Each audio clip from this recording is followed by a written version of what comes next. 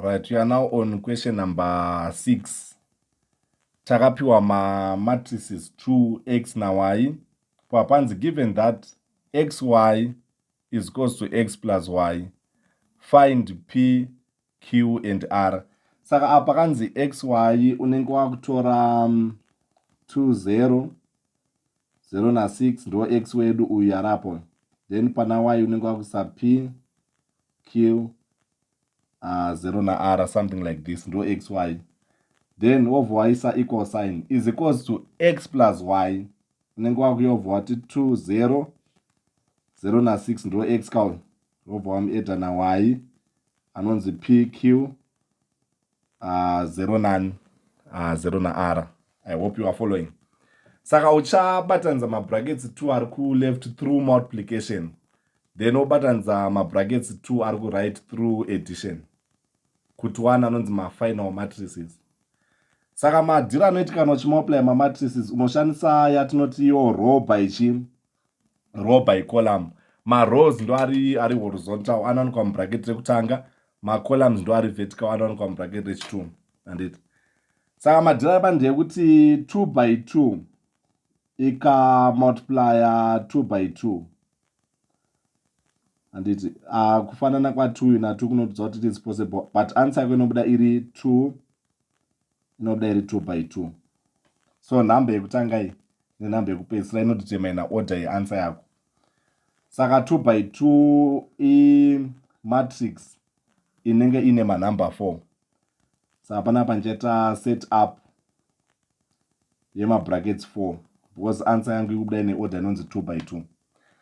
Saka inenge ndiwa nebracket rekutanga iri ndinofanira kutora row repamusoro. Why ndikutora 2 0? Because bracket randakwana nderepamusoro rinowanikwa nerow repamusoro, ndobva ndamultiply nefirst column inonzi p0. Saka madhiro anoitika ndeyekuti number yekutanga murow inonzi 2 inotimesa number yekutanga mucolumn inonzi p. 2 times p panobuda 2p, right? Then number yekupedzisira murow inotimesa number yekupedzisira mucolumn, saka tikuti 0 times 0 ndi 0. Saka bracket rinobuda richinzi 2p plus 0. Then kuti ndowane bracket iri ripamusoro kuri ku right side, ndinotora futi 2 0 ari pamusoro ndo ndoda kwana bracket ripamusoro, but column nenda kutora ichi 2 inonzi q na r. Saka nenda kuti 2 times q ndowana 2q, then 0 uyu times r ndi 0. Remember any number times 0 you will get 0. Takuda kwana mabrackets epazasi. Mabrackets epazasi anowanikwa nerow inonzi 06. Saka unenge wakuti 0 times p unowana 0, then 6 times 0 unowana 0. Then kuti tiwane bracket ropedzisira takutora combination ya 06 na qr. Saka 0 times q ndi 0, then 6 times r tinowana 6r. Saka ndokubatanidza kwatinoita the left side. Then takuenda manje ku right side. 2 anofanira kuedhana na p nokuti vari pamasame positions. Saka panapa tinowana 2 plus p. Yeah. Then kunoku 0 anoedhana na q. I hope you are following. Then panapa 0 plus 0.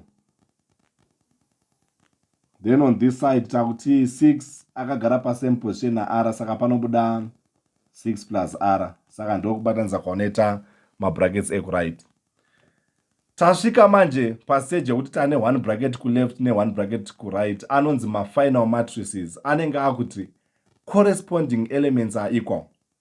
Meaning to say 2p plus 0 ari ku top left anoenzana na 2 plus p ari ku top left ku right side. Saka 2p plus 0 ndi 2p. 2p uyu anofanira kuenzana nani? Na 2 plus p. I hope you are following. Saka ndakuendesa p ku left inobva ita 2p minus p is equals to 2. Saka 2p minus p ndi p. P is equals to 2. Ndo answer ide kutanga. Then kuti tiwane q takufamba nani? 2q plus 0 anofanira kuenzaniswa na 0 plus q. Saka 2q plus 0 ndi 2q. 0 plus q ndi q. Tozvienzanisa.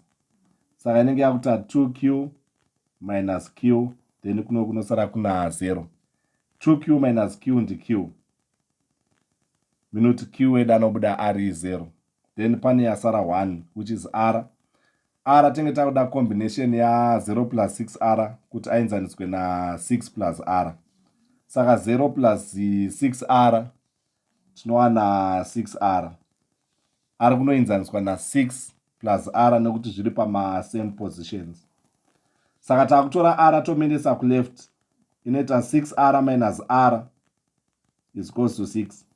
Saka 6r minus r panobuda 5r is equals to 6. To divide both sides na 5. So panobuda 6 over 5 ndo answer yedu inogona kunyorwa sekuti 5 into 6 anopinda ka 1 remainder 1. Saka inogona kunyorwa sekuti 1 and 1 over 5. I hope you are following.